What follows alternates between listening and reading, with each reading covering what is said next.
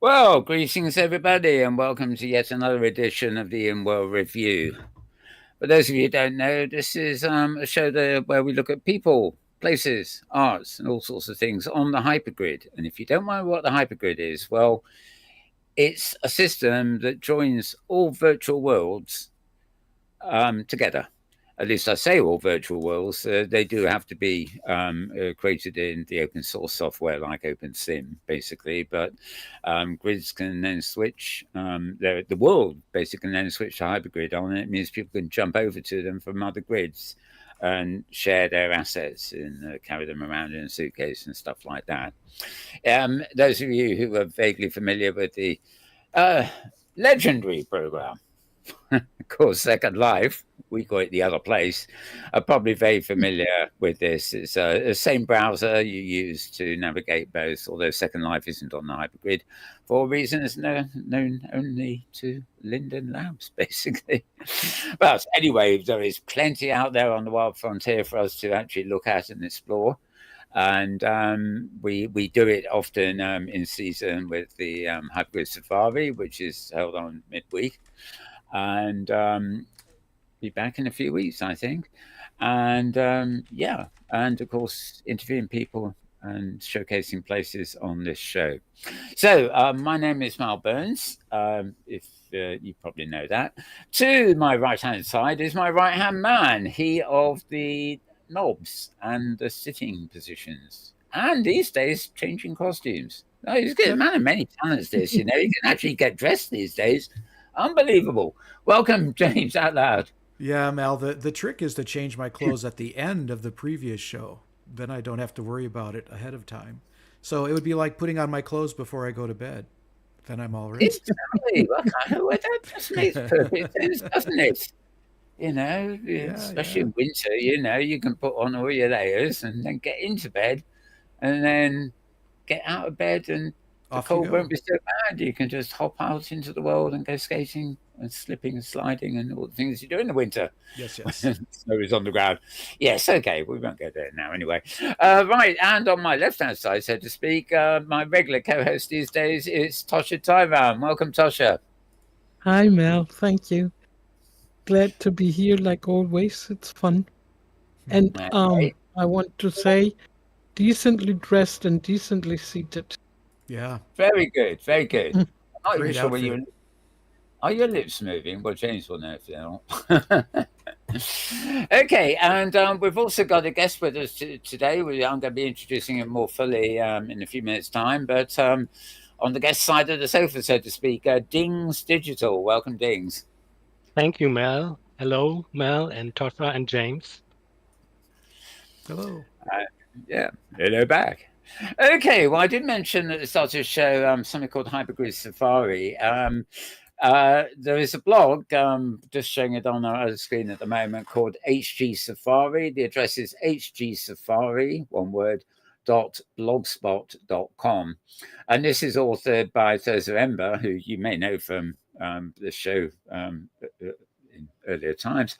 And she also hosts the Hypergrid Safari when it's in season. So she's actually publishing a few blogs during the week, which are of particular interest to us, which is why I'm showing them here. Third Wind 3 months in is actually referring it's a Leoness colony, and it's now located on a grid called Zeta Worlds Grid. And it's a successor to Third Rock Grid, basically. And these are just some pictures. There's a put up of mostly people by the look of it. Oh, and of course, the colossal 2001 Space Odyssey Starship, I guess. Yeah, that was on this grid. Well, I'm getting confused now, but I think that's the one. And yeah, very nice picture there. So buildings, and they're just well lit, actually, I think, more than anything else. And yeah, different view of the same thing. And there we are. The blog itself, this one actually includes an interview with interviewing the guys from Third Wind about their first 3 months in, so to speak. That was followed up by on Wednesday by a blog called Victor's Great Gatsby. The Great Gatsby build is taking shape. This is on the Free Life grid, and it's got Long Island loveliness. It says here, perfect match for the hot summer season of Inworld exploration. And again, and it says the interview here with Victor. Victor was actually, this is quite interesting. I might try and get him on this because his social life journey began in a totally separate world from OpenSync called Utherverse. I remember going to Utherverse quite a lot. It was for a long time. It was the one thing that sort of vaguely approached the standard of Second Life, as it were. Although it was very much, it really did have an awful lot of adult material, so it sort of morphed into it. Yeah, it wasn't a family-friendly site, should we put it that way? But this one here is in OpenSim anyway, and yeah, these are just some pictures of it. She's only posted. I've got about 4 here. It's a long shot of the region, and I guess that's Victor himself, and yeah. And the final blog from this week is about Jimmy's Europa. Jimmy Olsen's Europa has expanded too. You have to see this cityscape with its great mall, sci-fi architecture and gadgets, fabulous taxis, and so much more, as they say, including these pictures. Well, I've got a few here actually, which is nice for once. Yeah, definitely got that futuristic sort of build, hasn't it? I feel like we were there on Safari. Yeah. Well, not this actual one. Apparently, we did do a safari somewhere. Okay. An associated region, apparently, as it says on the blog. And there is Madame Ember, rising from the embers. I always want to be stupid remarks like that. Animated gifs showing us the trolley bus. And yeah, put on the fireworks show for her by the look of it. And yeah, and there's your alien to complete the picture. Right, okay, well, I'm finished with that, Lord. So before we move into our guest, you may remember Bloom Peters, had other names before that, and that wonderful musical machine we've shown now and again.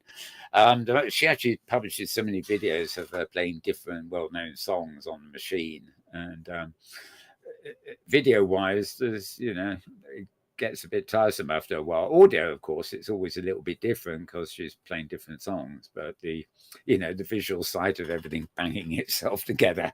I know. But anyway, she's actually just published this very short film, just a minute or so, but it's about a general region called Wixtropia and looking at what she calls flight physics. So let's just play this to get us into the show.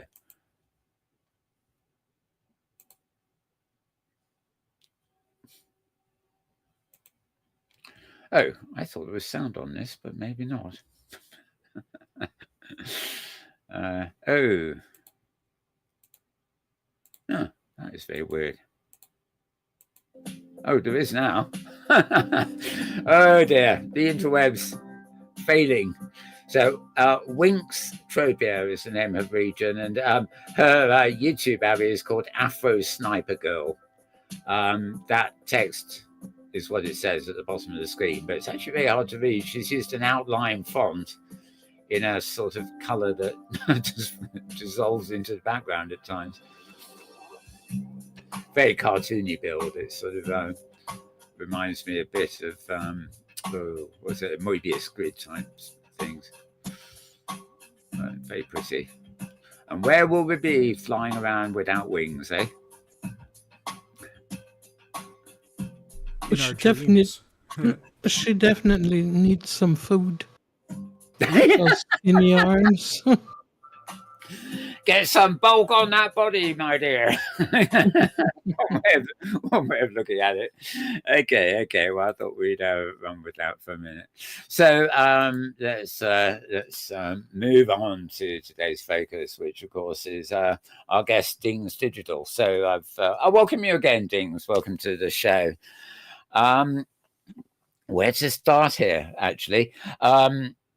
I normally start by asking people where the hell they've been before this, whether they were in the other place or in any other sort of active community things online before they discovered OpenSim. So I do know a little bit. You told me in advance, but maybe I'd like to tell the audience, the sort of vague history of what you've done. From I presume you were in Second Life, for example. You were anywhere similar before, like there.com or anything?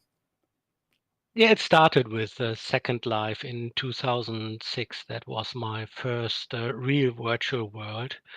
And then soon I discovered the first instances of OpenSim that were Yeah. far from perfect and far from Yeah. working. It's some time around 2008 or something.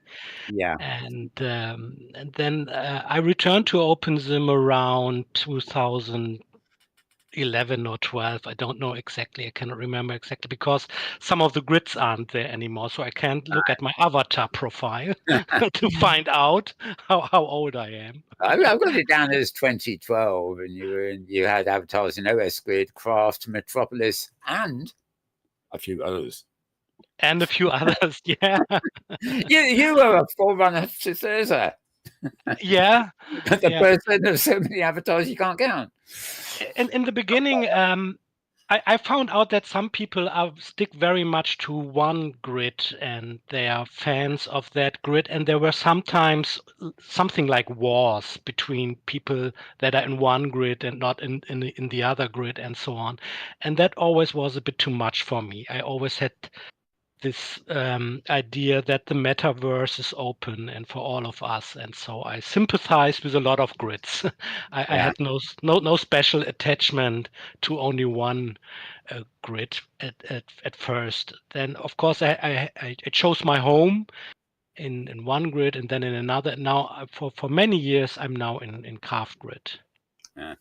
I must admit, the only time I feel the urge to get a new avatar is when the grid hosting the main one crashes, because to me, now the Hypergrid works by and large. That is everything, I've got one avatar, I've got one look, I've got a suitcase and inventory that travels around with me according to how I need it. And why would I want to create another avatar on another grid when I can take this avatar to the other grid? Yeah. There are exceptions to that rule, of course, and everybody wants to have a backup avatar for when their grid goes down. And I mean, I can see why people might have favorite, bit of tribal sort of things, like people who do medieval role play. It makes sense to be on a grid that facilitates that for them and their friends, and they can role play together. And they can still use the Hypergrid to jump out, but these are possibly people who really want to keep they log into role play, and they're not really likely to jump out of their own grid, except maybe to find some sources of freebies or something. But it does seem to me, my avatar is my real name. Same. I was really annoyed when I joined Second Life. I actually think I registered Mount Burns because Burns was an acknowledged surname. But by the time I got enough kit sorted to actually log in and use it, I didn't know what the password for Malburns was. So I had to become a writer, and ever since. But everywhere else, it's just a real thing. Whereas other people who do role play or they're escapists, they've got phantom avatars, or so I say, avatar names that don't really resemble themselves at all. And same with their avatar. They don't make up their avatar to look like themselves. They want to be a complete, either an idealistic human type figure or something completely fantastical like a fairy or goblin or Baby Yoda, even, well, whatever.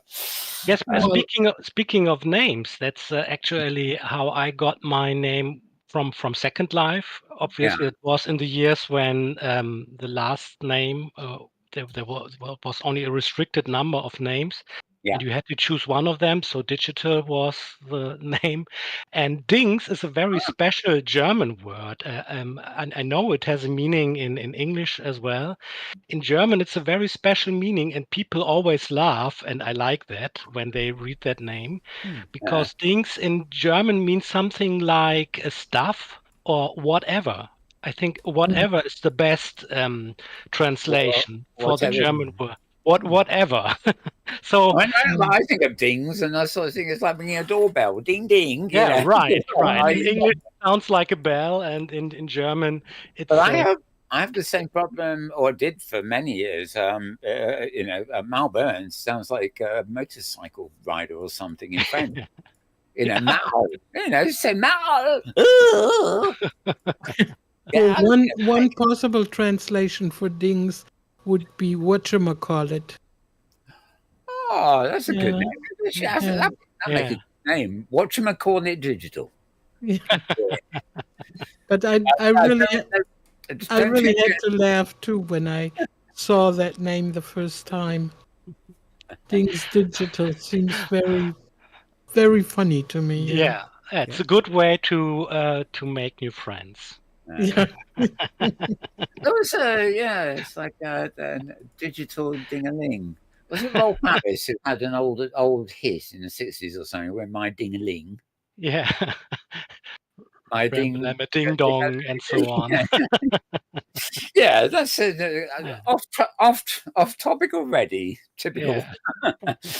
Yeah. Okay, but it is true. Those little early things of I really wish I'd remembered a way to get into Second Life with my real name as opposed to having a writer on there. But strangely enough, because I know you value community and teaching and stuff here, I did actually make a lot of friends quite quickly in the other place. Because when people were forced to choose a surname from the list, right? A lot of people searched for the most appropriate name they could find. And so literary and bloggers and things like that, they all chose writer. So there was like a tribe. There was like you had a big family. Yeah, there was like a tribe of writers, and it became a standard joke, that somebody else in the writer family, because I guess it just took a certain kind of person to choose that surname. So it's done me okay, shall we say? Right. Okay, so I've got some notes here. I know you love traveling, hypergridding, and the different things that people are doing in World. And what you love has been accomplished all these years of living, working, and chilling together in open sim. I'm reading this verbatim from some notes you sent me. But so my next question actually comes to what you mentioned after that. Is part of my life is ... I am a philosophy teacher. I'm curious to know about this. You say this explains some of your activities in World. You love poetry, art, literature, hiking, exploring. But how does the philosophy thing fit into this? Apart from being a great discussion. Yeah, for me, it's a quite natural connection, because somehow I think living in a virtual world is a philosophical thing to do, and even if you do not teach philosophy, a lot of our conversations we have as avatars in World are somehow philosophical, and especially when we talk with people that are not in World, with our friends and family. Sometimes they don't understand what we are doing, and they're skeptical, or they don't appreciate having an avatar and so on. Then it already gets philosophical. And so I'm educated. I studied philosophy. I'm educated as a philosopher, and I teach philosophy in real life. And I always was into computing from my teenage years on. And so for me, it always was a quite natural connection between all the computing stuff and philosophy. And obviously, when I entered the virtual world, there are so many things to think about.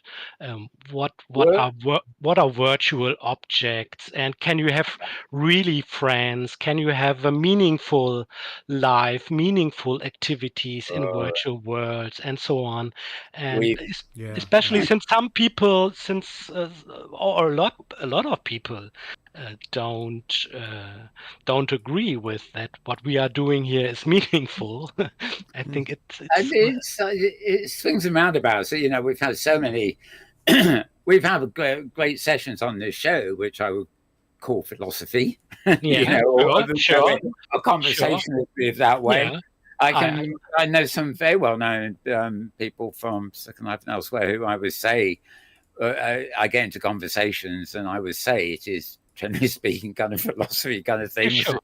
especially when we turn to the real world. I mean, there's other things, poetry, music, history, and I love the fact you DJ'd jazz and blues on your list.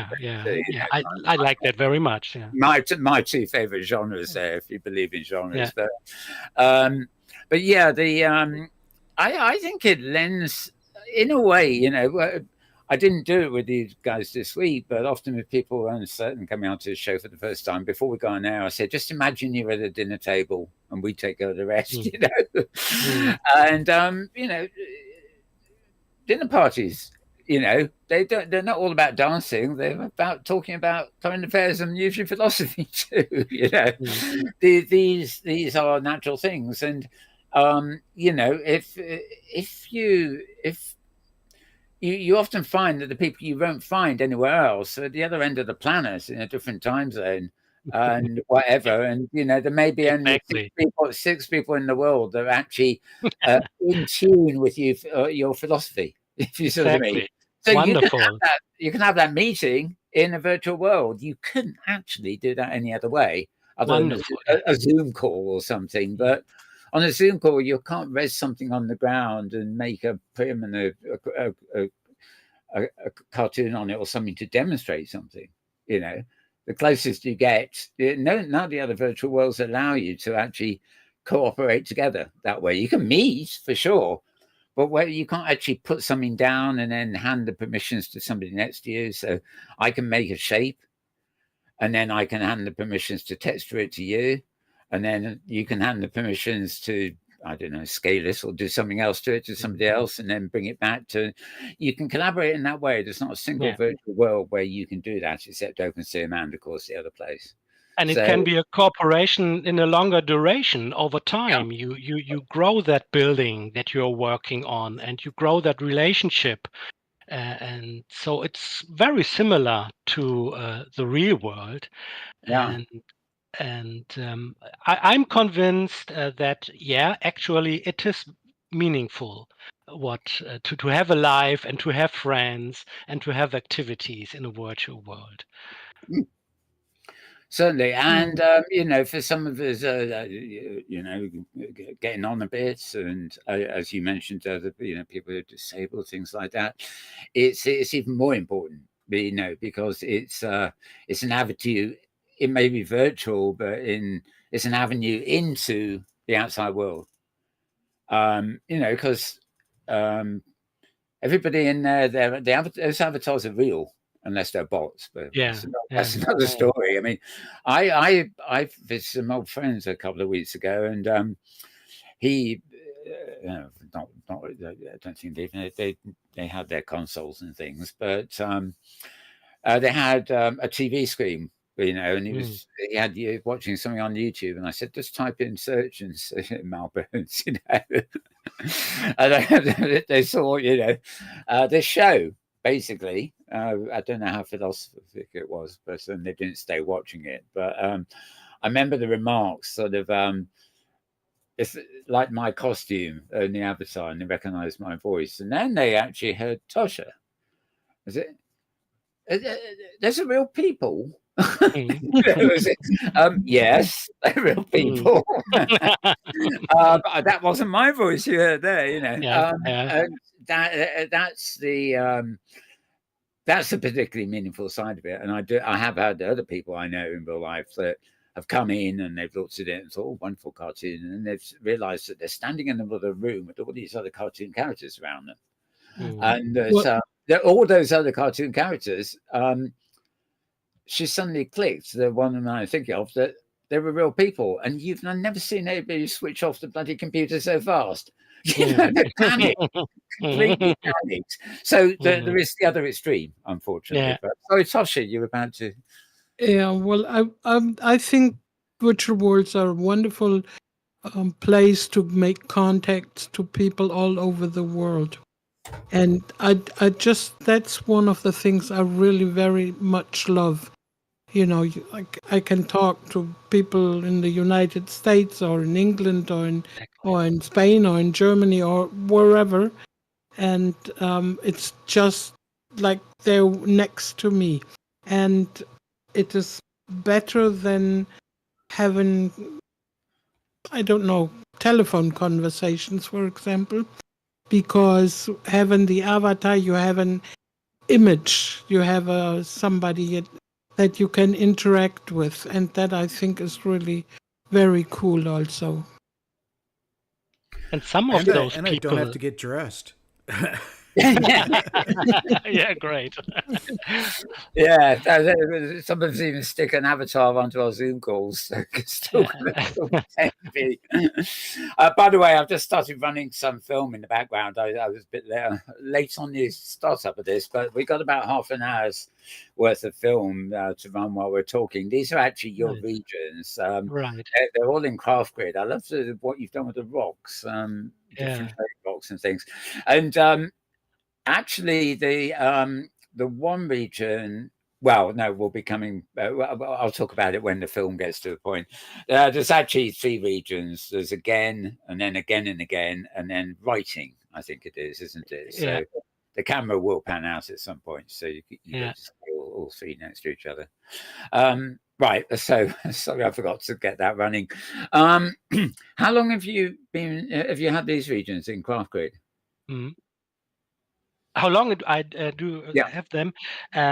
For 4 years, for many years. The next region we will see, I'm working on for 6 years now. I found out while saving my OARs, and before that I had several other. So I started in 2012 in craft with my regions, and the first region I had actually was in Osgrid. I started as a resident in OpenSim in Osgrid and had my first region there in 2010, I think.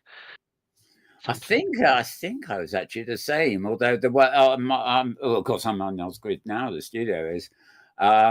I went through various other grids and avatars and vanished grids and stuff in the meantime. Yeah. I think a lot of people do stuff here in Osgrid. You're interested in reading, writing, and I should mention that everywhere I went, I was coming across books in this build. I was trying to pan in. I don't know whether those are the books and magazines, the ones you picked up and they're just decorative, or whether they're actually reproductions that you put the image. Yeah, they are actually. Yeah, I took some real stuff and transferred it Inworld. Nice, right. So yeah, of course, many of them are in titles I can't read, i.e. not English. But the more I panned around during filming, I thought, sort of, this is interesting because, there's Phoebe places where you can pick up books and things like this and decorating over the bookshelf and things. And that was one of my... There are lots of stuff here I haven't seen before. So I thought, It was one of my first activities in OpenSim to make books. I had a Sculpty, a book Sculpty, and then I made all kinds of textures to go onto that Sculpty, and I was very proud. I was very proud from looking from today. It was very primitive, but back then I was very proud of that accomplishment to make new books. Yeah. What I like so much about your regions things is that they look so like real, like normal, like they're not pretentious, they're just like beautiful. Yeah. They're also what you said. There's a lot to see there, and I looked in, and of course I'm up in the sky looking at this region, saying there's not much there. But then you go down and start walking around, and actually at one point I felt like I was in like a mystery game, where you've got to find an object, pick it up, and put it in the tree, like mist or something. And I actually found, particularly on that really low-lying southernmost, I guess it was, region, just it's like loads of sand and stuff, and you then walk around and you find something, and the little bits and pieces that you strategically place there are they're not commonplace. They're not things I've seen elsewhere a lot. They just sort of, I couldn't precisely say what the meaning was. Well, I understand what a beach mat looks like and an umbrella, but but there was some interesting sort of anecdotal things. I thought, sort of, it's almost designed that you might miss them. You got to stop and click on it and find out what it is. Some corners are inspired by real artwork, paintings. When I see them and I think, oh, this could be great in OpenSim. Try to try to remodel this. Try to build this in OpenSim, and some corners are inspired by things like that. Yeah, this is another. So I think my camera took a pause for some reason. Somehow stuck there. I went to get a drink or something. Yeah, but another one with lots of detail thing on the tables and what have you. But obviously, we're moving again now, so we'll probably see a bit more of that. So the other thing I noticed, I'm just flashing back to a bit I wanted to make a note of here. Yeah, you're saying the subject of meaningful activity and things like that. It's not just an academic question for you, but a real experience with OpenSim. Yeah, sure. And you say you often find meaningful experiences in World, and then you say some even poetic. Now, I know that's an interesting expression for you to use. Not sort of epic or awesome or phrases, but you actually say poetic, and coincidentally was the minion I bought, which I think is a poem. It's probably not long enough for anyway to read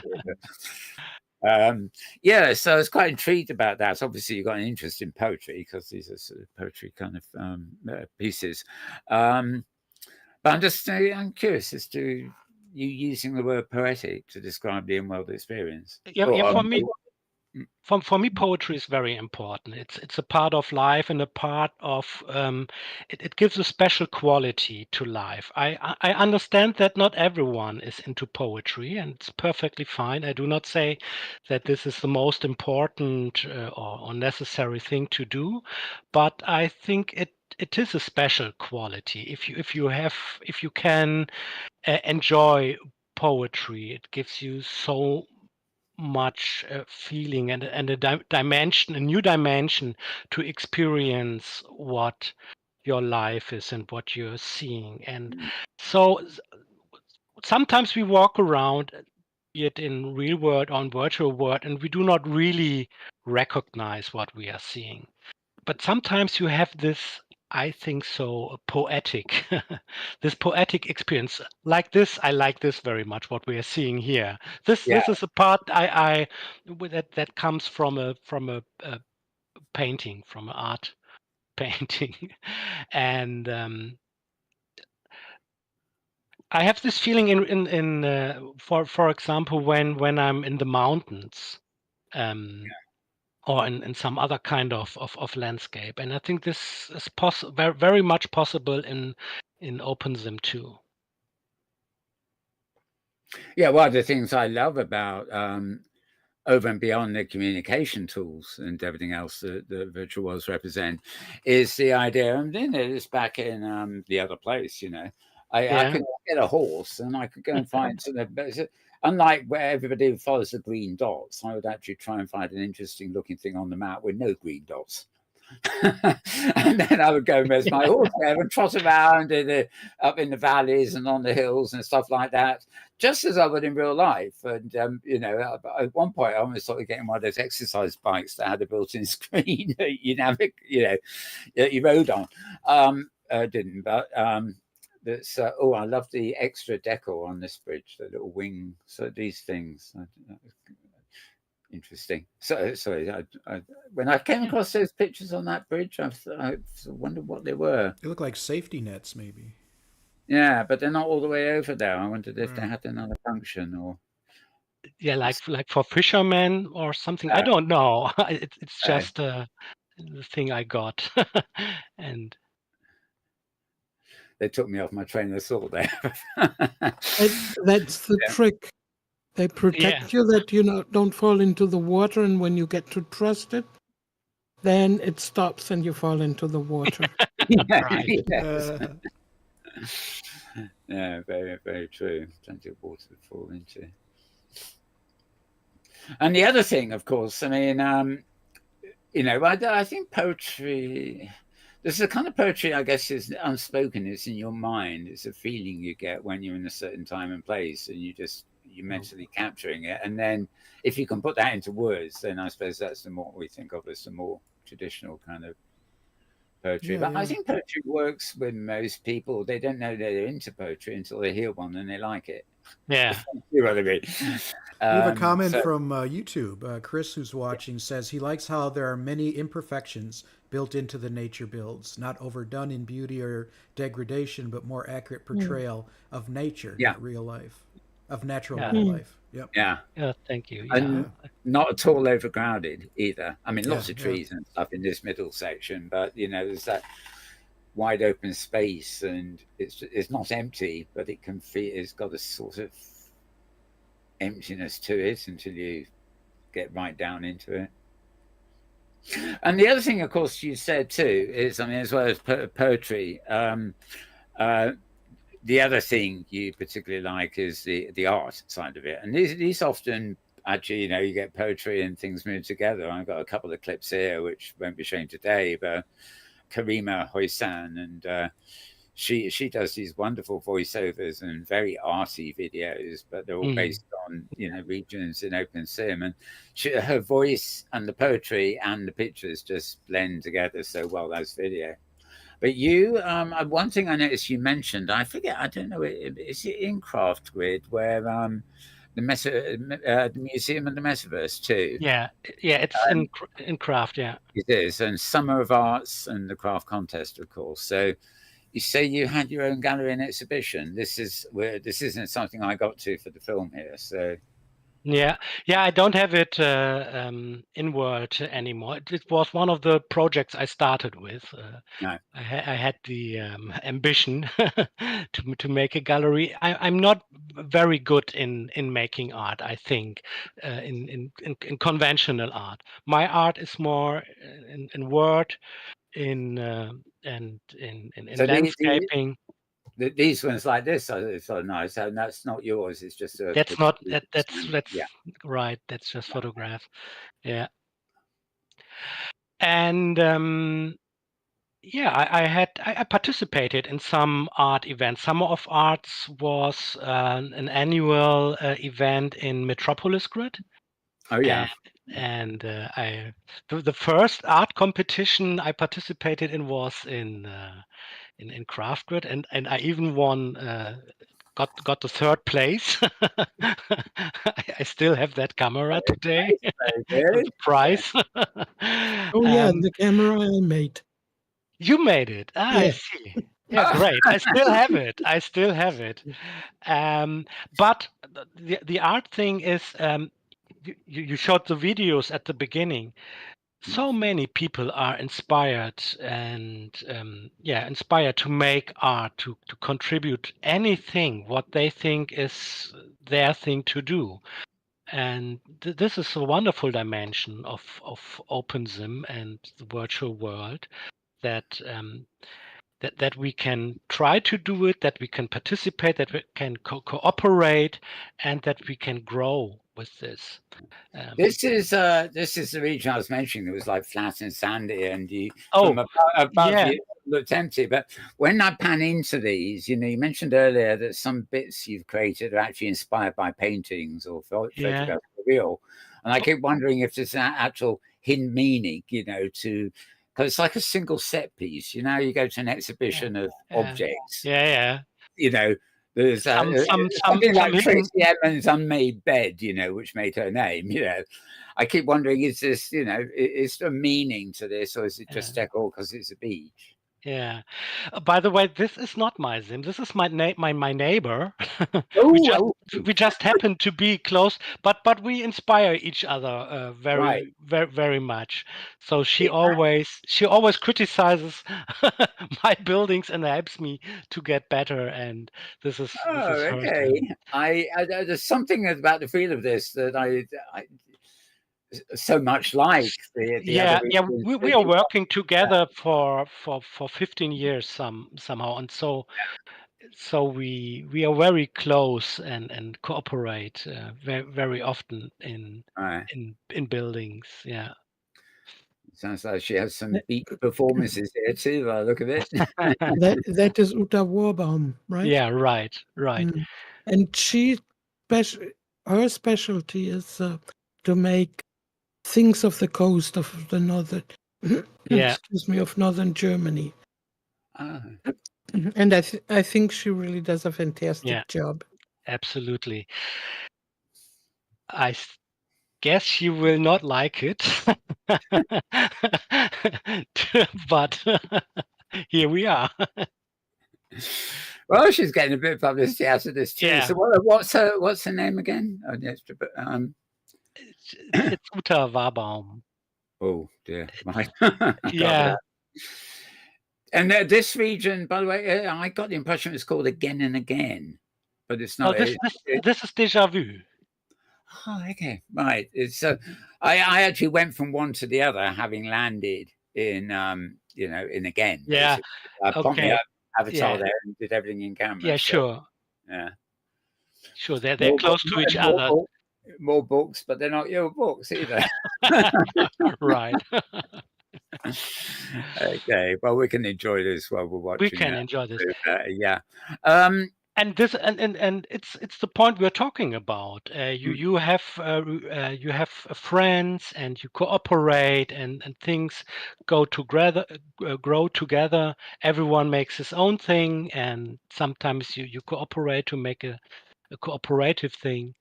And yeah, that's how it goes. And over the years, there are so many Sims I made and she made, and that's wonderful. Yeah. Right, you've got a quote here that I say a quote. This is all notes you sent me. You say critics could say that Open Sim is a waste of time. There are no real friends. There is nothing meaningful to do there, and it's common. And this is another choice of words thing. It is common to contrast virtual objects and virtual activity with real objects and real activity. Now, I can see what you're saying there, but is that good or bad, that contrast? Because they are, as you say, there are, if you think of the virtual worlds and our presence in them as a tool, like everything on the computer is a tool, really. Right. Is there anything wrong with that contrast? Should there be contrast implies the differences. So you're saying that people tend to obsess on the differences rather than the similarities, or the other way around? Well, both. I think this is the most philosophical question, and we can talk about this for hours and for days. And I think on the one hand, it is obvious that there are virtual things, and virtual objects are not real objects somehow. On the other hand, human beings always have used tools like words or paintings or gestures or buildings and so on. And they somehow shift into the virtual. What are words? Words have meanings, and when you talk and build sentences, you deliver some message and some meaning, and this is somehow a virtual thing to do. So yeah, on the one hand, you can say there is a contrast, and on the other hand, maybe this contrast is not so important. This contrast is not one that says the one thing, the real thing, is meaningful, and the virtual thing is not meaningful. I think this is what often is implied when people make this contrast, that they imply that the real thing only is meaningful and the virtual thing is not meaningful. And what we are talking about and what we all experience is that this is not so. But when you say actually an experience in virtual worlds can be a meaningful part of life, you actually list friends, communication, education, creativity, and the aesthetic experience. And I particularly, we haven't really talked about education yet, except knowing that you're teaching philosophy. But surely, where you're talking about virtual worlds being a mirror world, or like here, this could be a doctor's training thing, couldn't it? I don't know how interactive these things are, but I mean, there's a medical university down the road from where I am here, and they actually have a whole training unit in Second Life. It's behind a wall garden. It's a private area in Second Life, so you have to get invited in to see it. But they train surgeons and things in there, and and even if they're not in Second Life, it's a very good example. So many tools in education are virtual; they are not the real thing. But they can practice for the real thing, right? Like now, not in OpenSim, and but in some of the advanced virtual reality headset programs, you actually now have surgeons, manipulating robots to do the operations, and they're looking at the robot, then manipulating a kind of avatar of the robotic surgeon. And it takes a real surgeon to do it, but they can the virtuality environment can let's say you got somebody's stomach open, and you're operating on their heart or something. The virtual extension can actually magnify the detail to an extent that no surgeon in real life could. Yeah, exactly. So it's a modern form of an old tool. And that is where this old distinction gets somehow obsolete, where the according to the old distinction, the virtual gets real when it enters into the real world and really does real things. So it's not always very helpful to have this distinction. It's not helpful in the way it does not really demarcate the line between things that are meaningful or important or consequential and so on.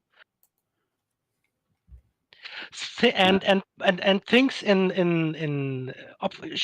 certainly some activities and things in the virtual world can lack meaning, can have no meaning, quite as some things in the real world can have no meaning and lack meaning. Yeah, exactly. I mean, you mentioned aesthetic experiences. I mean, how many of us are suckers for something totally meaningless that pleases us aesthetically? Although maybe that is the meaning. It's it's a curious sort of thing. We have a lovely comment from YouTube again about no matter what country, it seems we all focus on building similar. For me, it shows that we have much in common and seem to value similar things, which are reflected in our building, nature being one of those. Wonderful. Yeah. Very true. Yeah, certainly. And where we get experimental, we have this common experience of crossing borders and doing things in an alternative way. So we share the similarities and we share the experimentation, and that's one of the that are two very intense experiences in the virtual world. And I mean, I actually even since the other place, and I think there's Dancing Ink or something. There's a group of people there. They're actually from the what do you call it in America? The Department of State, and they're involved in cultural outreach, and they were focusing on like Islamic cultures and things like that, trying to create regions that, like, say, an American might visit to understand. Islamic-based culture or something, and possibly vice versa. Saying like these people are not allowed, out of their costumes half the time, but out of their borders, But virtually, if you have, there's no borders within the virtual world. Even something like Second Life, it's a walled garden, but it has plenty of environments and things contained within it. It's just very much I find it an American thing as well. Sort of OpenSim has a lot more. I feel like international outreach, although people can start up a server somewhere and they can do their own thing, and every landscape in the world has got rocks and sand and beach and trees and grasses. So there is a commonality there. Our commonality is the common planet we live on. Yeah. But That is so equally, equally, down in Cornwall in England here, the style of rocks and the coastline is very different from anywhere Sure. else I can think Yeah, of. sure. It's very special. Yeah. Yeah. Which is a good thing. So in a way, you're giving people. Everybody likes to build. They would like to build. What is either familiar to them or is a kind of fantasy that they can't wait to build. The people who live in very small accommodations and things in the real world. Suddenly they're in Second Life and they've got a whole mansion and a yacht and an island. And, they are building, or more to the case, decorating normally. It's a kind of life they haven't got. So the tool becomes like a replacement, so to speak. And there are so many different ways of building in OpenSim. Think of the whole sci-fi culture. You were talking about the medieval communities, the comic culture, and so on. And that's a great thing. We all have experiences there. We long for these experiences, and that's how we express our personality. Yeah. You mentioned comic experiences there. That was quite funny. I've mentioned this before, but many years ago, I used to be involved with comic strips, those kind of comics. Yeah. And, there's a real art to, the illustration of a comic and the dialogue in a comic and the commentary in a comic. So, and they are distinct in themselves, but it only works if all three blend together. Without, you don't have words that describe the picture when everybody can see the picture. But you might have thought balloons that tell you the thoughts of the character in the picture, and tell the story that way. And I think there's a bit of similarity when you were talking about the poetry thing, and you can just be somewhere in a virtual world, like you might be, on top of a mountain in Snowdonia or something, and you feel the poetry and even the unspoken words and things. And there's this, I think when you build, maybe, I'm saying just maybe, but we sort of build with that silent narrative in the back of our heads. I think that's a human basic longing to have this poetic or aesthetic experience. There was the Italian poet Petrarca in the 14th century who climbed the Mont Ventoux, the famous mountain where the Tour de France nowadays is climbing up. And he climbed that the first time in the 14th century and wrote a letter and a poem about it. And he was very delighted about this experience. And you have the same in ancient Chinese texts or in ancient Buddhist texts. So that's something I think James said or read. Somehow we have the similar longing to experience things like that, and on the other hand, it's very specific to our person. It's very individual.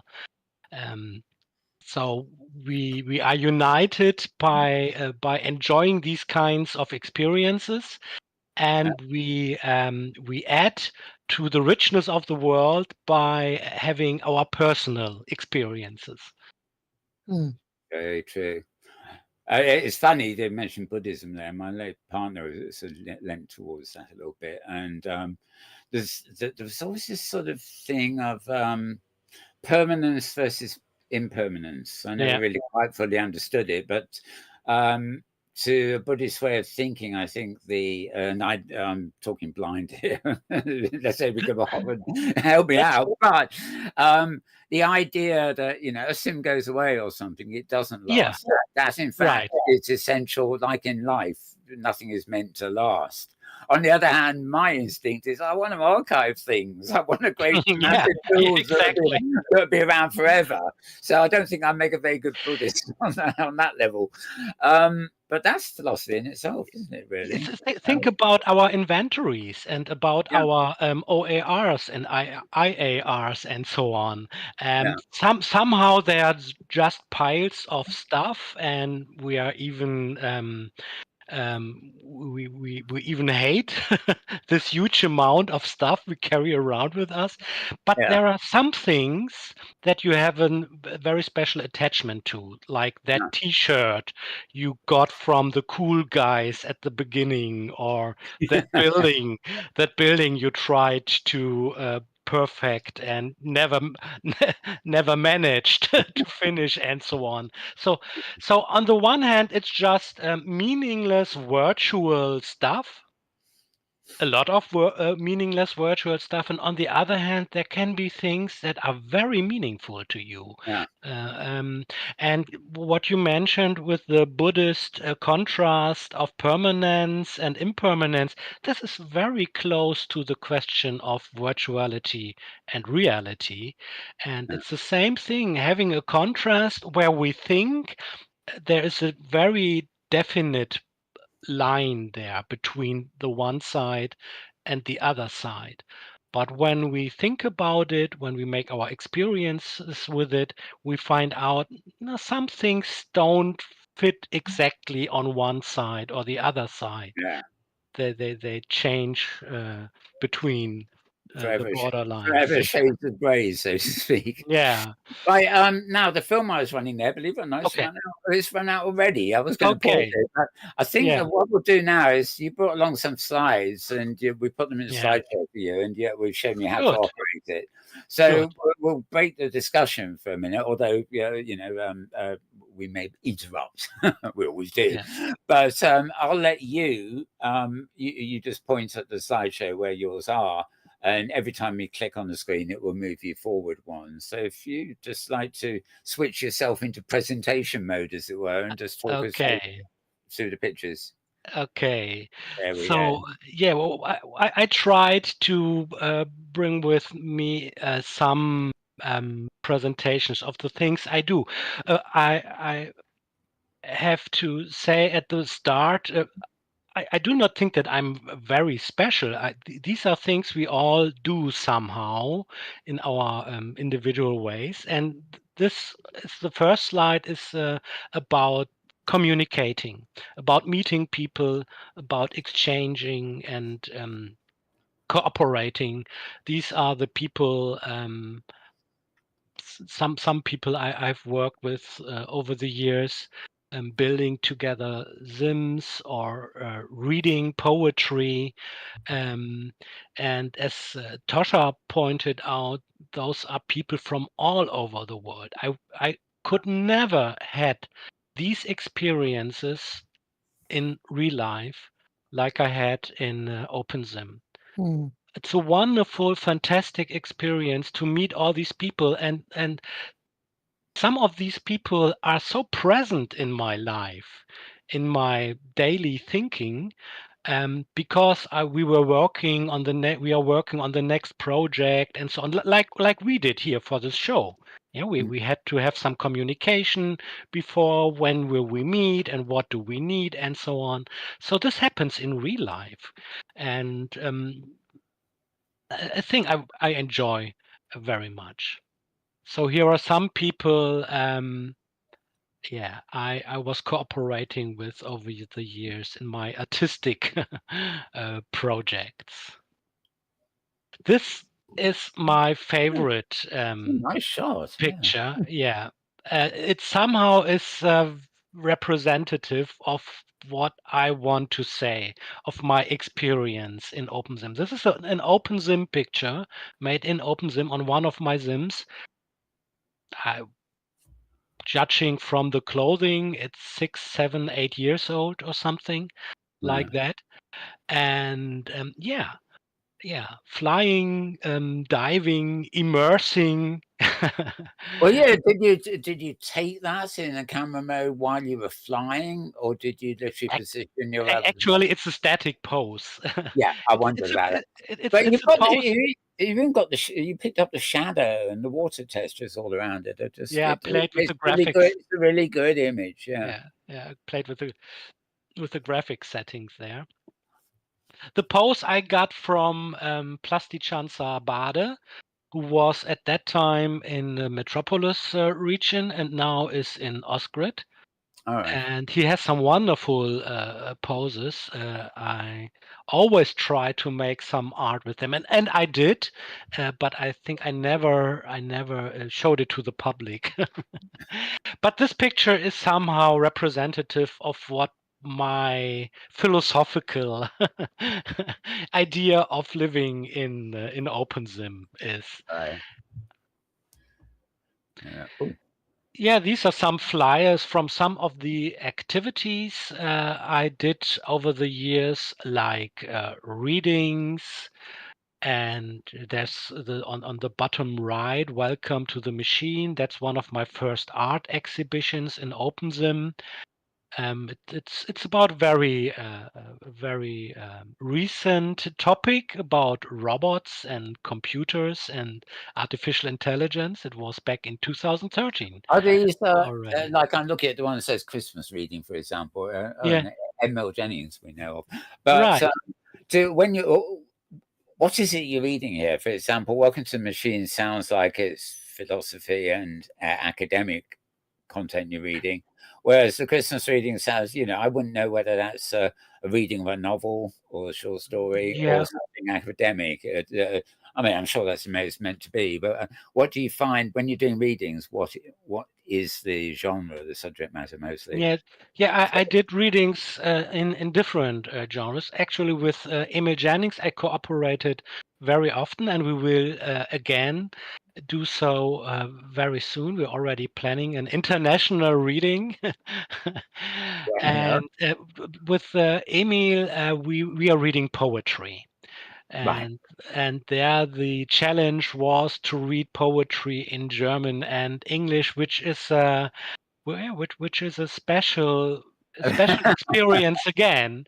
Yeah, it's so funny though, isn't it? I mean, you just got to look at popular songs and things to realize Yeah, music is common to everybody, but when it comes to the lyrics, well, yeah, right, things can right. go a bit awry at times when you get to translating them. Translating poetry is one of the most difficult things I Yeah, think there is on this planet, because the poet in his or her language has given so much emotion and meaning into the words, and even when imagine a literal translation, it may be literal, but you have not caught the feeling and the Yeah. sound and the I, rhythm. I So think it's next to impossible. right, right. It's very special to have a good um, translation of poetry. So this is a challenge that Emil and I always have. So this is one part of our cooperation, talking about what could be the best translation here. Does this work? Does that work? Look, I have a new version here. What do you think about this? So this is part of the fun already, yeah. even before the reading. Sometimes I watch, I don't know, dramas and things on TV Yeah. that originate in Korea or Europe in places, and you know, if I'm lazy, I hope there's a dubbed version, but half the time you get the sort of subtitles. But Yeah. somehow I'm quite happy that the subtitles are there because sometimes if you get, they've dubbed it into English or something, it's like our lip sync on this program. The lips and the words don't quite match, Yeah. Yeah. Yeah. And I actually find that I suddenly get it into my head that that's happening, and I can't concentrate on drama anymore because I've been hijacked by my annoyance that the lips Right. and the words are not quite right. So, and I always used to find I can barely speak a couple of sentences of French, for example. Yeah. I was exposed to it for quite a while, and I'd rather hear that poetic language being spoken than have French people trying to speak English. Exactly. Exactly.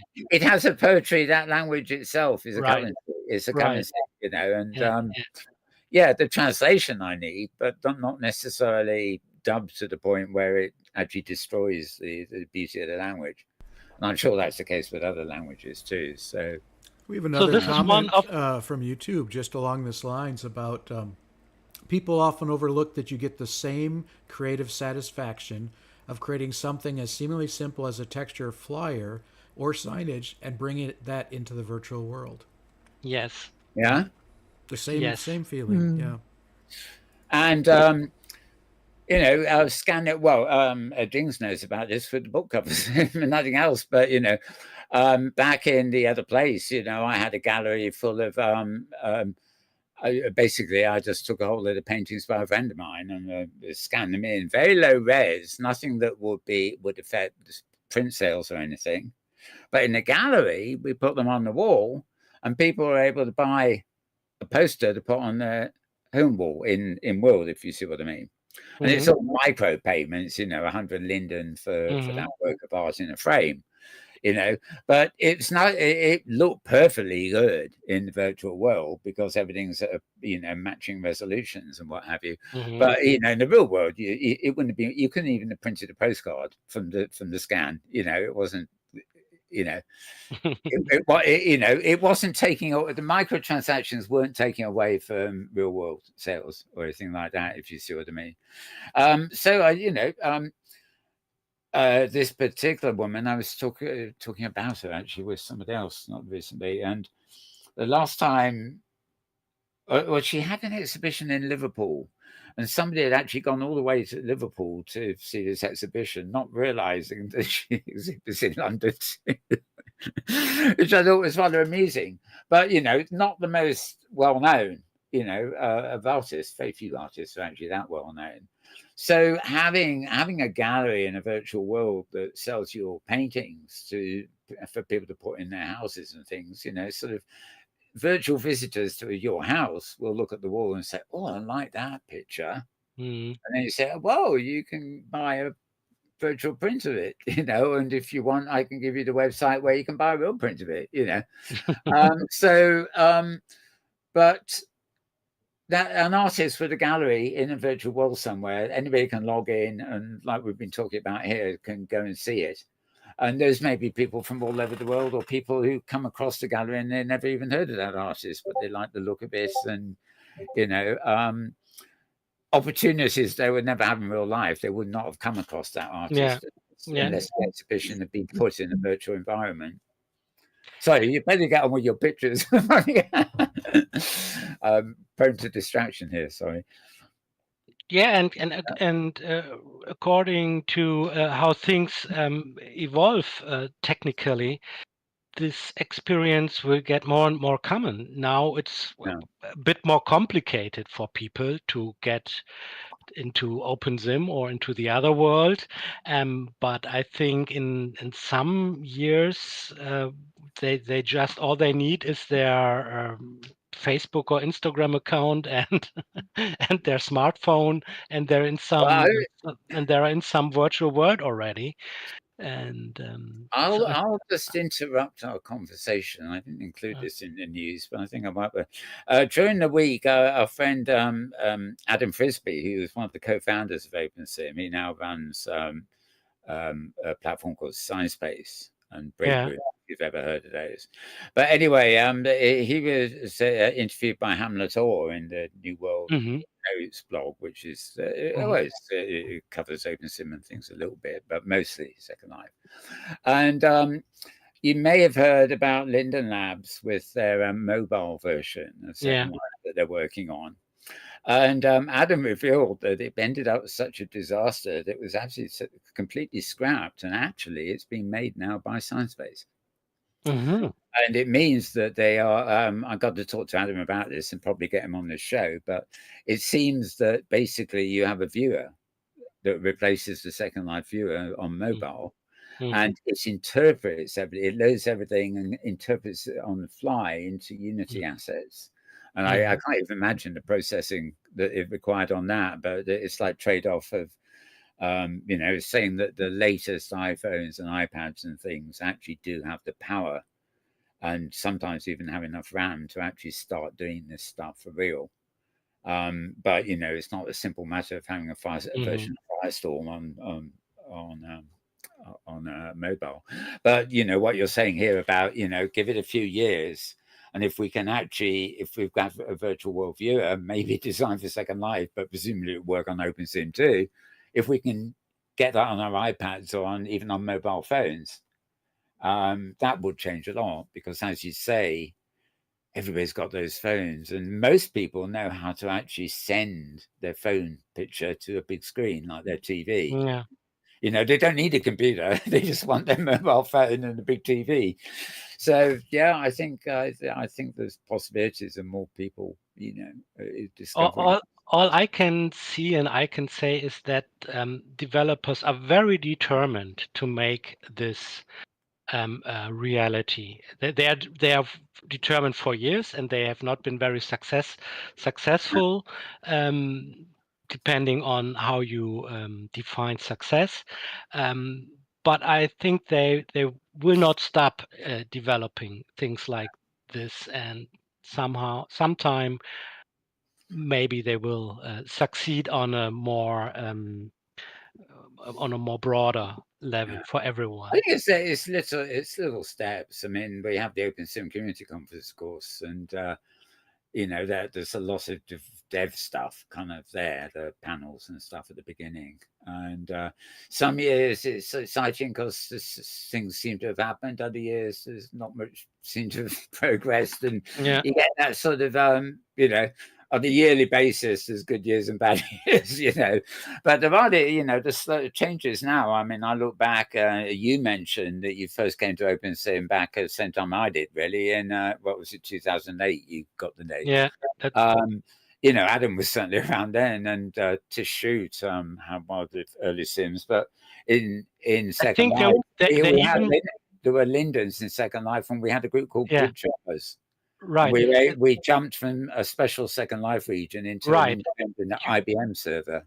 You could teleport from Second Life to some OpenSim instances. That's what I remember. They were hosted. The OpenSim instances were hosted by IBM, and it was a special arrangement to get out. You had to go to a particular place in Second Life to be able to hyperjump. What wasn't called that then, but into the IBM servers and vice versa, but your assets didn't arrive or anything like that. Exactly. It was strictly a, proof of purpose kind of thing. You had nothing there. Yeah. But, I look back, 2008 is what, 10, it's over 15 years ago, isn't it? Yeah. So, you look at OpenSim then and what it is now. I mean, and now it's better than Second Life in many ways. So we have NPCs, we have all sorts of things that Second Life Forum is never introduced for, understandable reasons in some case. So progress happens. I'm always optimistic. Can be right. Do you want to carry on with the slides? Carry on, yeah. Them, and I've got a couple of questions after that. You were asking what kind of topics or subjects I was reading on. The next one is about philosophy, reading and philosophy, and there you see this temple in the back that was one of my galleries in the early years. Some educational gallery. I don't have this anymore, but that's what I 10 years ago, 2015. Yeah, that's what I like to do back then. And but what we were talking about is that not only did I do things, but I also very much liked visiting other builders, artists, and so on. So here are two examples. Of course, the first one, Tosha's. It was so impressive for me because I think there is some relation to one of the projects in that other place, and that Oh yeah, was the Ivory Tower primitives. the Ivory Tower, right? Probably the most That famous. was one of the first things I encountered, and so I was very happy to see this Zim here A in. wonderful memorial from Tosha here. Wonderful. So many memories and yeah, great experience. And the other half of that picture is one of the first impressive mesh buildings I've seen in OpenSim. This is from an architecture student from Vienna. And this is actually a real study from I don't know exactly the background story. Must be some important and famous architect in the world of architecture, and the student here made this into an object in OpenSim, and I was very much impressed by the quality and detail of this thing. It was in 2011 or 12 or something around that time. This is one of my own contributions to the art in the Museo del Metaverso in Craft Grid. This is my own exhibition, which can still be visited today there. Yeah, I let it speak for itself. Yeah. Yeah, I Obvious. recognize the carp logo there as well. Yeah, Does it stand right. for against carp? Can't remember what the letters stand for. Cybernetic Art Research Project, which is Right, a great name. People, these art people, these cooperatives and communities, art communities in the virtual world always had great acronyms. I think we will see one instance later of the art. What is it? Of the Avatar Repertory Theater, which. yeah. And the short form is ART or art. We've had them perform at a couple of conferences actually. Yeah. So this is just a collection of things I've seen or participated or organized. Just what we were talking about, the various kind of experiences you can have in world, going to an art exhibition and participating in the opening of this art exhibition, and the right side of this picture here, you can see we, together with Emil Jannings, we organized a soccer match or soccer matches even in OpenSim, which was very fun. That's that's where I first met you. Oh, really? Yeah, at a soccer match. I don't remember that. Yeah. Because when I came into Craft Grid for the first time, the first Sim I visited was a kind of town, and there was a quiz in that town, and you had to go through several steps there to find the answers to that quiz, and that was Tosha's region. That was one of the first regions I visited in Craft Grid. Yeah, in the beginning I always made things with riddles and questions, and I found that very, very welcoming. I like that very much.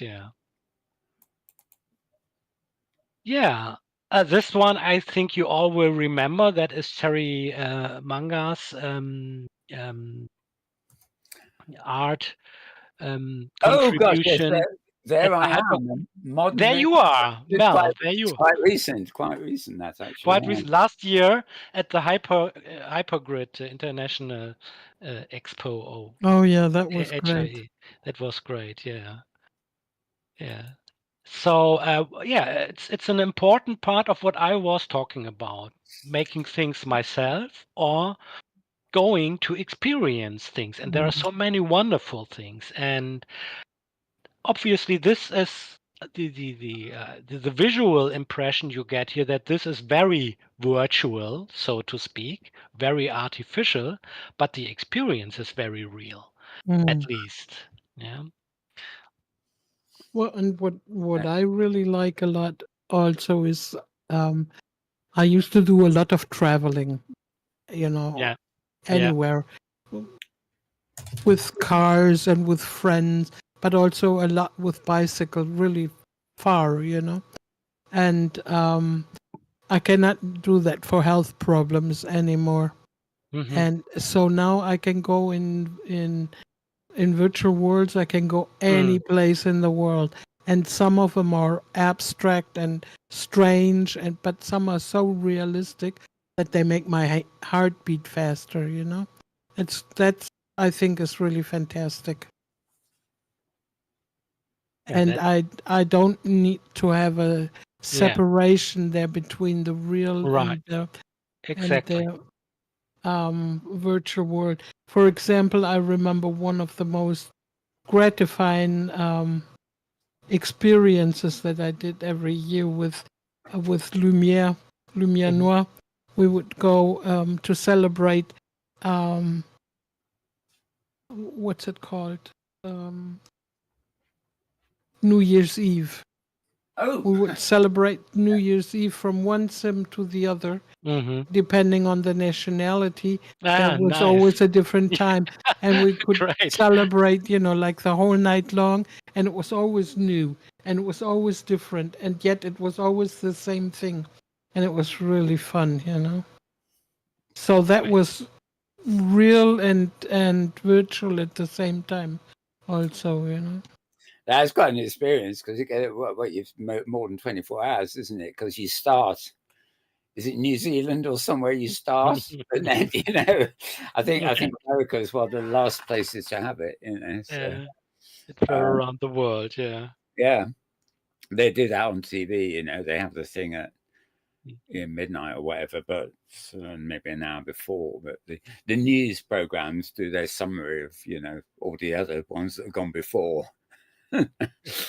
They can't do the ones that are still to come. That defies even time zone logic. But yeah.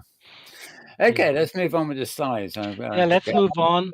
Yeah. So this is another important thing. Wait, Oh, excuse me. so we're getting some feedback from somewhere. Yeah, there's some feedback. Yeah, excuse me. Okay.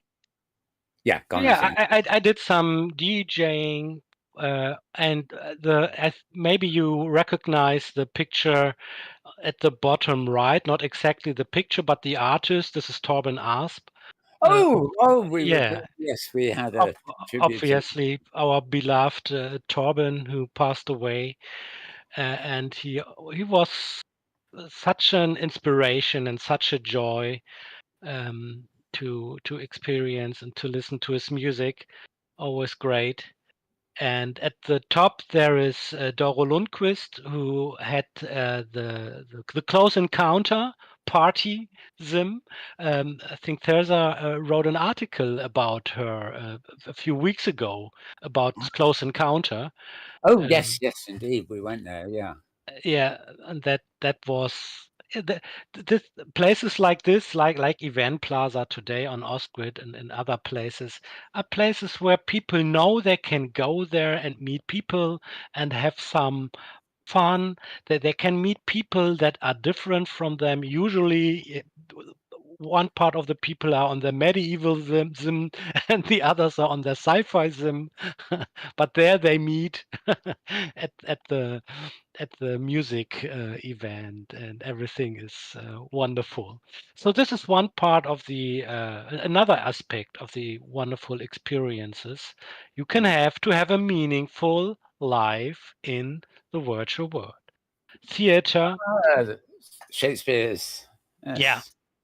that's the Shakespeare Globe from. This is from the Avatar Repertory Theater. The picture at the bottom, the picture at the top actually is from that other world. I have to confess, Oh, it's not I an was, open I was sim. going to say, where's the Globe Theatre there? Is that an open sim or Second Life? Oh, I think this was Second Life as well. But but to my excuse, Yeah.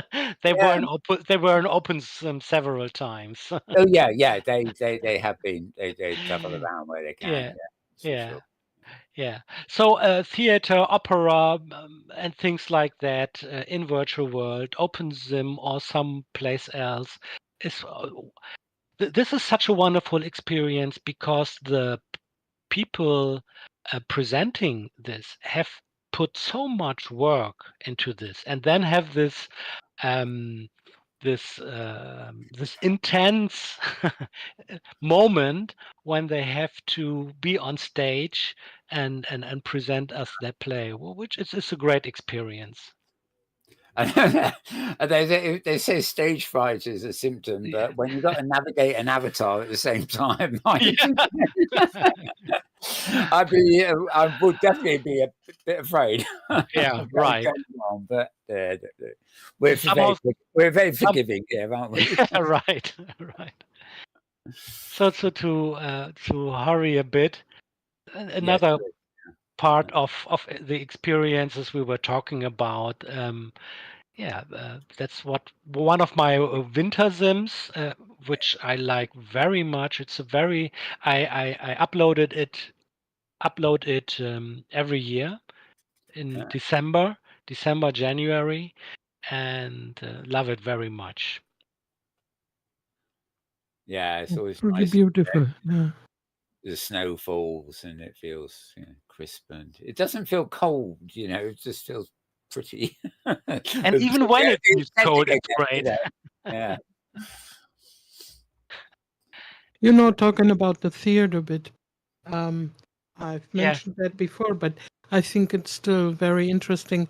In craft, there is a great community of schools that work together with craft. Of course, not everybody or nobody can go there except for the teachers and assistants and the school kids, of course. And they have made, theaters like, for example, Dante's Inferno. Mm-hmm. And in a child's version, because they were 12 to 15-year-old children, I guess. And that was just really great, The scene was built and the kids made the theater according to the books there. Or they've made the Little Prince. Oh, that's downstairs here. Yeah, exactly.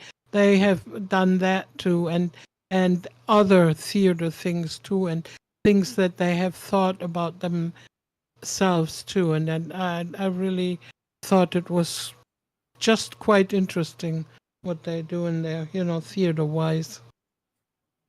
And so this way the kids can participate in a very different way also. I was going to ask you if you know of it, what you thought of the Sphere place in Las Vegas. Have you heard about that? It's like a huge sphere, and a lot of hundreds of people fit in it. And U2 were there, and then the Grateful Dead's Legacy group were playing.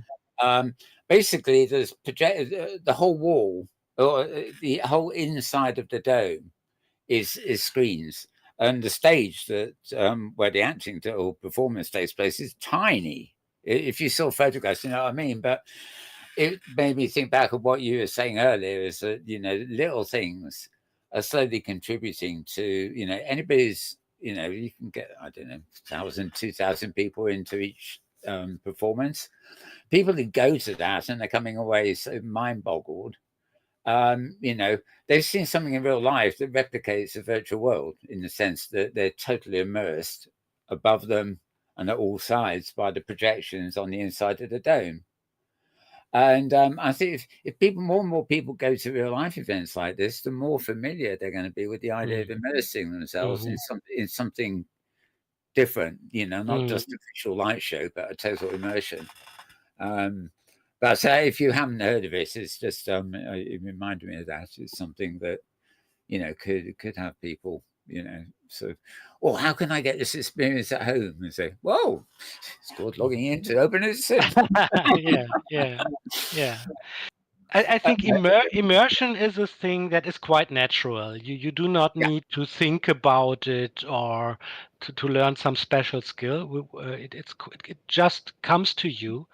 And on the other hand, speaking from a philosophical point of view, this should remind us that, like philosophers always do, we should think about which kind of activities we find to be special and meaningful, and which kind of activities, in the long run at least, are not good for our special, for our personal well-being.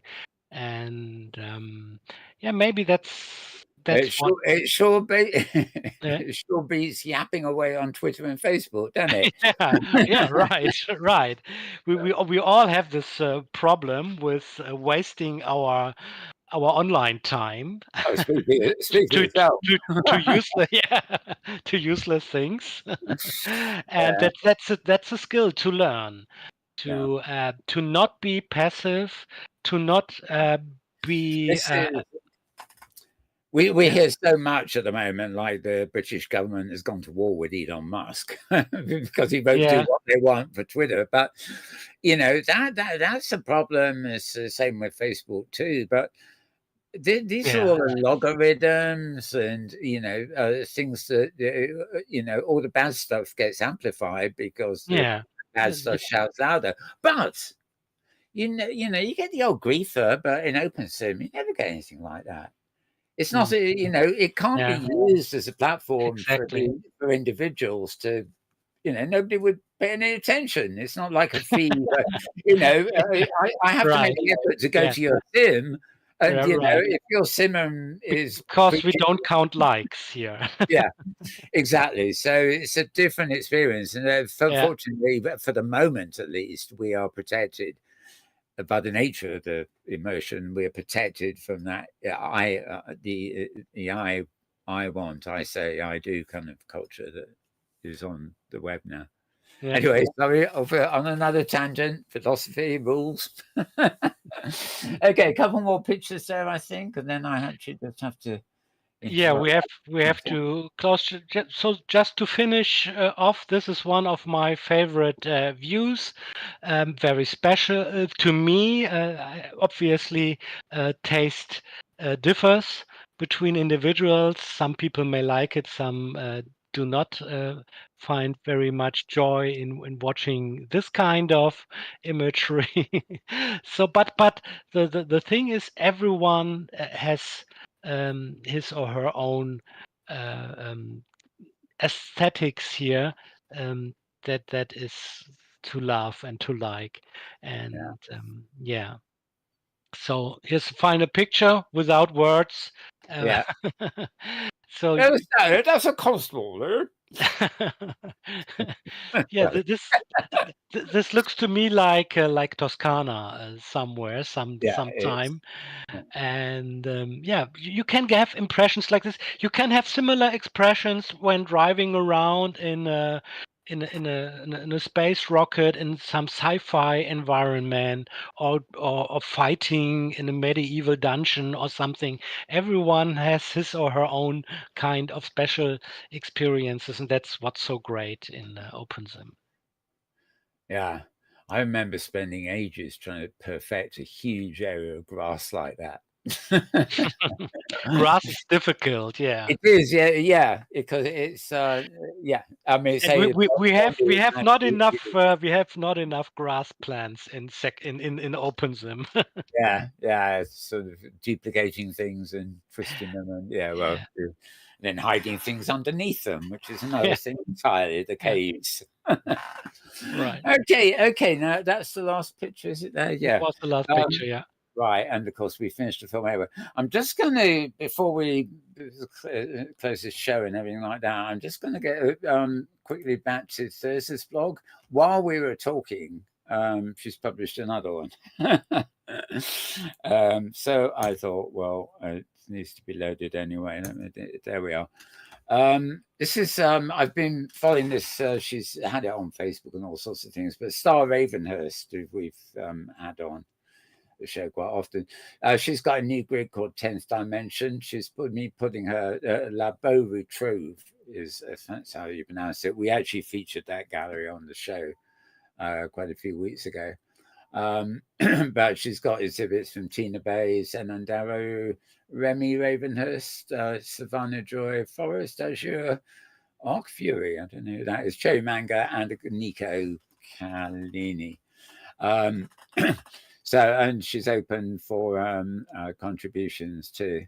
Oh, and she promotes us there. Say, you may have seen the one where she talked about it. Anyway, Thursday's kind of interviewed her there, and just because we can, just a couple of pictures of it, the new version on the new grid, basically. Very arty. A dragon. Actually, that's a quite interesting sky, isn't it? I don't quite know. Yeah. It's like a transparent moon on. Anyway, one of the exhibits, I guess. And there we go with that. So that's one less for next week's. And while we were talking, I remembered that I'd spoken to this a couple of times, and we could never remember what this program was called, but it's actually called Equimake, and you find it at EQUIMAKE.com. And it's quite interesting because you can explore 3D objects. And you don't get a whole environment here. There's a city park environment, for example, but if you go into it, it just allows you to get all the component objects that are actually in it. And it seems to be largely a sharing site. And the idea is people can actually put their stuff up here, and you can also download it. So if you're looking for more inspiration of meshes or whatever to put into OpenSim that aren't here already, there's a lot of stuff to be found here, and you can play with it. I was content. I better not here, but then you can play around with it, share it with other people, and sort of download it. It seems to be object based rather than scene based. When I first went there, I suddenly thought, oh, I can download a whole scene here as an AW file or something. But apparently it supports various, all the regular. Alexander. Alexander is the guy who is the CEO who made it, actually. That's messaging. Okay. Oh. Okay, I'm in a guest account at the moment anyway, which is rather odd because I've got 4. Anyway, I did. We were talking. James can probably he might be able to put that link into the bottom of our thing. EQUIMAKE.com. I know that came up a couple of times in previous shows when we were talking about mesh and stuff like that. So sorry to interrupt you there, Dings. It's great fun when you suddenly get alerts coming in halfway through the show. Oh, we got to stick that on the end of the show. We have. Yeah. Also, great. You have not yet been treated. Underneath your slideshow, you will notice there's a little bit of a wolf, right? And he's coming through the curtain there, right? Now, normally he would have started howling about 25 minutes ago because he likes his dinner. And when he wants to be fed, he's normally giving us a cue that it's about time we started finishing the show. Yeah. It's been awfully quiet today. I guess even he was captivated by this conversation and just forgot to howl. There he is. Made up for it now, hasn't he? Or he fell asleep. Okay, well, this has been just a great talk. Actually, I feel like one can it's the sort of conversation where you can just jump off into almost so many other subjects. Sure. Resources, tools, etc., which is actually where you ended here. The notes. Virtual reality can be a tool for assistance when mentally or physically impaired. It can also be an opportunity for participation and a platform for support with specialized support needs, like in the real world, professional certified resources, tools, supporters, etc. You left it hanging there, basically. I don't know. Maybe I should, but I'm going to ask you a final question because you say there are philosophers that share your view, and some of them quite famous. And then you mentioned one of them, David Chalmers. Right. Want to tell us a bit about him very briefly and the influence, maybe? Yeah, David Chalmers in the philosophy world is one of the big figures, is one of the stars, of the philosophy stars. And he's a cool guy. He's a cool guy. He's from Australia, and he was one of the leading philosophers in the philosophy of mind, where they discuss the question what consciousness is, and Oh, that's right. and so he's very close to the discussion around the recent discussion about artificial intelligence, and Yeah. he phrased this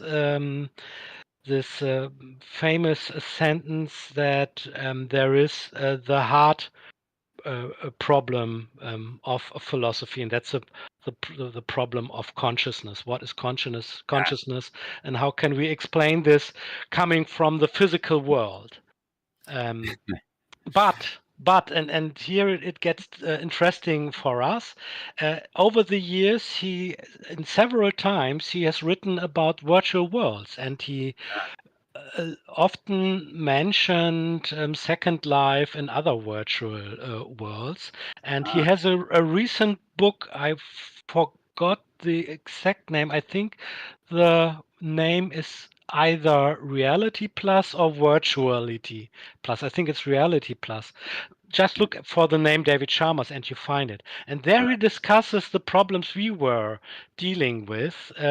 What is the contrast between virtual and real?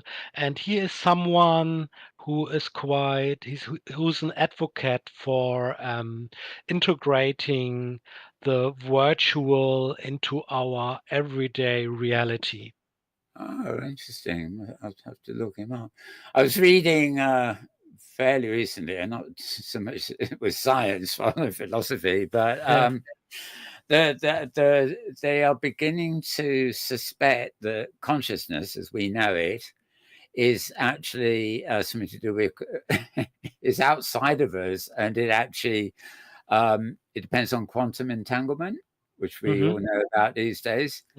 And it's sort of it's separate from, well, I don't know how they kind of work it out, but they in quantum entanglement you have two things that can be in separate places, and it can be very far apart. Yeah, and that's how they're working with like quantum computing. You have to, so long as the state is never set, like the cat is never observed thing, then quantum entanglement exists. The moment you observe it, then you've ruined the whole scheme. But they do that for some reason. They actually reckon that from what they can detect, consciousness is not in the brain. It's not in any part of our physical structure that we can place. They can only assume that it's some kind of quantum channel. Yeah, that it exists around us. So it's very, very confusing. Oh, of course, reality doesn't exist at all. We're all living in the virtual world. I'll look him up. It sounds like an interesting person to read, actually. So I think this book about virtual reality and reality is quite readable. The others can be a bit academic, and either you like it or you don't. But this, I guess that this book about Reality Plus, I think was the title, is quite a good read. Okay, well, I'll look it up. You do not need what is important in philosophy. You do not need to agree with the author. Oh no, that's it's to do with consuming information and different aspects of things. I like a good debate. Yeah, right. I've even been able to be devil's advocate sometimes, just to get the thing working. But well, we must maybe continue this on a future show, going more into maybe great stuff. I would love to. Great, I want to ask James and both Thursday and James, who've been comparatively quiet this week, if they've got anything else to ask you, because well. James first, maybe. The thought that came to mind at the beginning is, the people who postulate that our reality is virtual, and the idea that we are making virtual worlds inside of a virtual world is that's fascinating. It's like the mirror in the mirror in the mirror thing, isn't it? It Right, goes right. to infinity, somewhere on infinity. Yeah, We never mind. we've had a wonderful conversation in the YouTube chat about memories being real or virtual, and does it Oh, make a lovely. difference? Yeah, Oh, great. yeah. Right. Curious to read it. Yeah. Hmm. Yeah, I think we said it's the replay will actually show the live chat from while the Okay. show is on as well. Tosha, Yeah, yeah. Well, questions? I think it's been a really, really very interesting conversation. I've been so quiet because my voice is kind of rough today. Maybe because of the thunderstorm the other night. I have no idea. So it's a little hard for me to talk. But Oh, I also agree that some of my most vivid and really impressive memories and that I can, yeah, are really virtual memories, And Yeah. I remember, for example, the time I was allowed to pass with Lumiere Noir. We've been talking hours and hours and hours each night, and I never talked with anybody so much as Mm. with that man, and it was virtual. We've never met, and he was in Texas, and I was at the time in Germany. So that was very and really impressive. And Mm. the other thing I think is where virtual life is really my favorite is you don't have to clean, you don't have to wash windows, you don't have to wash the plates or change your clothes, Hmm. Yeah. and that's really great. Yeah. Yeah. Exactly. yeah, it wouldn't be lovely if we didn't actually have to do that at all. But yes, this is true that you get through less costumes when you didn't have to wear them in the real world. Yeah, pretty good. Yeah. Anyway, well, that's absolutely great. It's been great having you here, Dings. It's been a great Thank you talk. for having It's me. been Yeah. a long one It was a too. joy. I mean, it's nice to get into the meat of Yeah, things. I really love these philosophical aspects of the conversation because we barely ever talk about that.